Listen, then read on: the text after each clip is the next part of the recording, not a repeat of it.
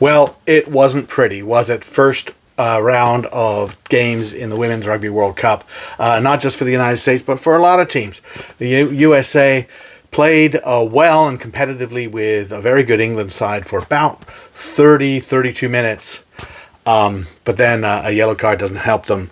But they're down 14-7 at that point, and they end up losing 69-7. And this has been a story for the United States for quite some time now, is that they start strong and they fade late.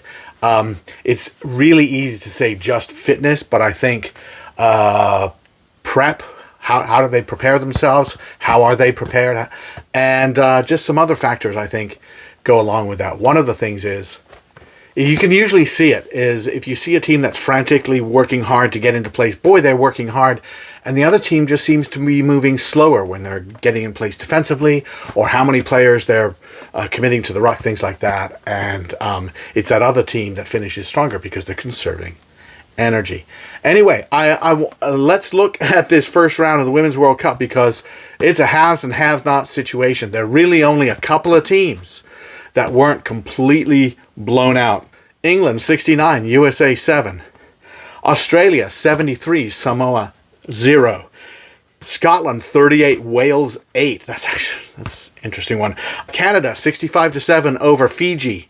France 24-0 over Italy. Very good result for France, actually.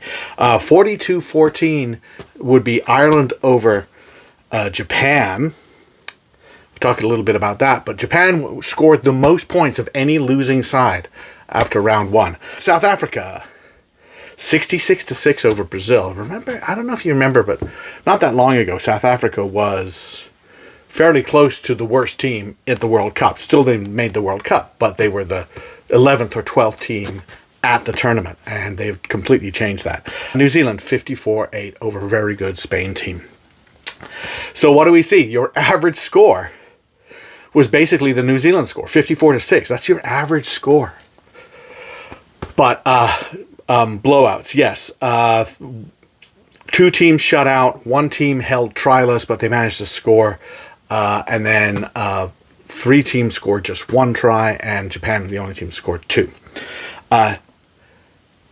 This is an indication, certainly, of how we're going to go. Is that the top 8 that we're looking at?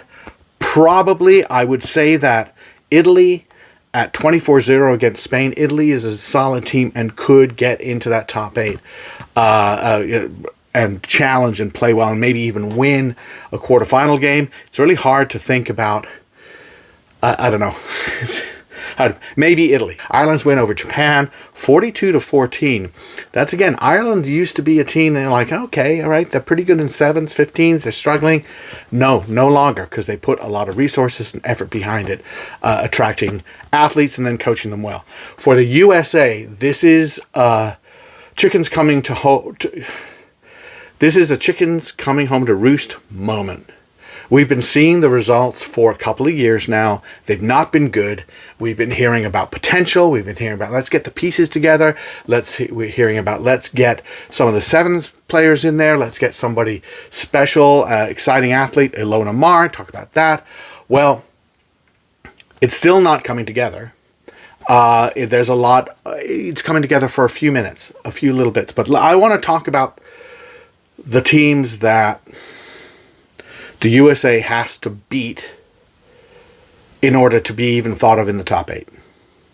Because I have a hard time. First of all, number one, they have to beat Australia. That's all it comes down to. They have to beat Australia. They have beaten Australia.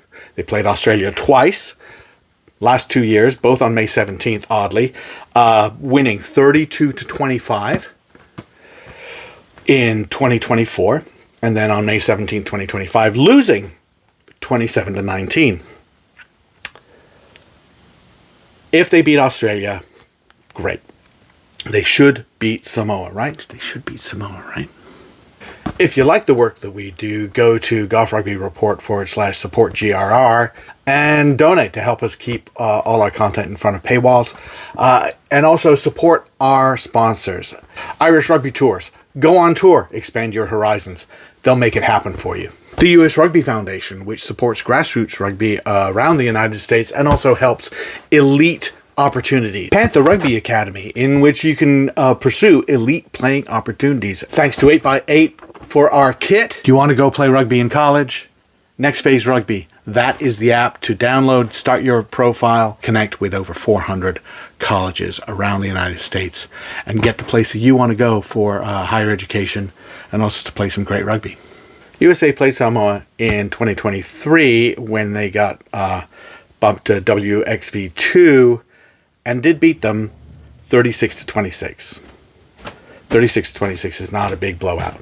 It's not 73-0, which is what Australia had. And I think looking at comparative results is informative. It's not definitive, but it's informative on this. So you look at the results that USA has had against some of these teams that not that long ago we considered the USA far better than. Even Australia, but Ireland, Italy, Japan. USA has played Japan 3 times in the last 2 years.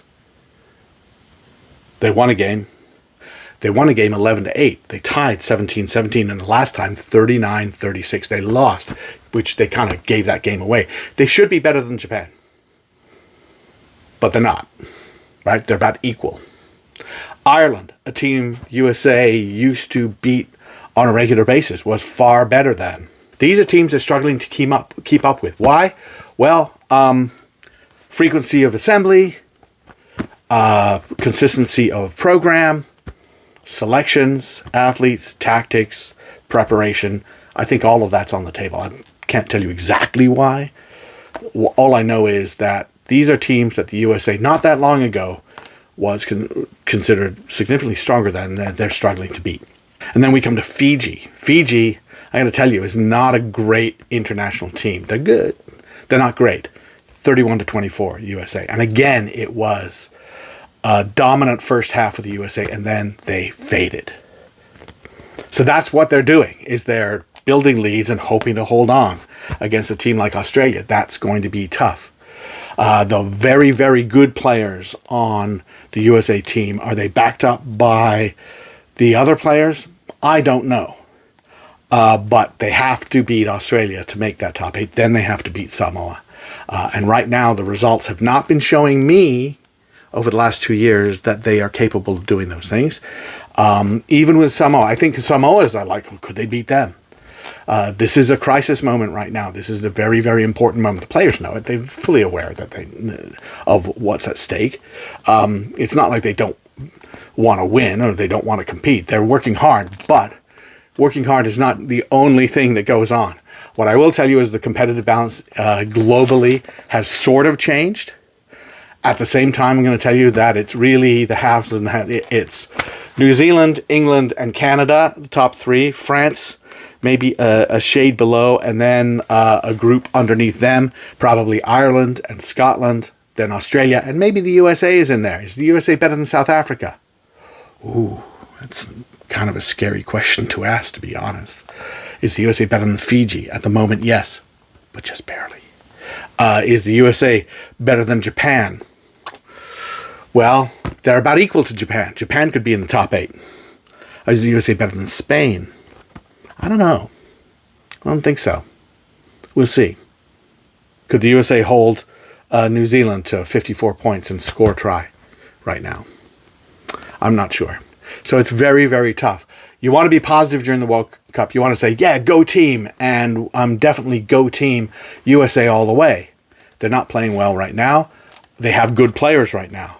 So what's the thing that has to be fixed in just a few days in order to win their most important game of quite some time? If you like the work that we do, go to Goff Rugby Report /support GRR and donate to help us keep all our content in front of paywalls. And also support our sponsors. Irish Rugby Tours. Go on tour. Expand your horizons. They'll make it happen for you. The US Rugby Foundation, which supports grassroots rugby around the United States and also helps elite opportunities. Panther Rugby Academy, in which you can pursue elite playing opportunities. Thanks to 8x8 for our kit. Do you want to go play rugby in college? Next Phase Rugby. That is the app to download, start your profile, connect with over 400 colleges around the United States, and get the place that you want to go for higher education and also to play some great rugby.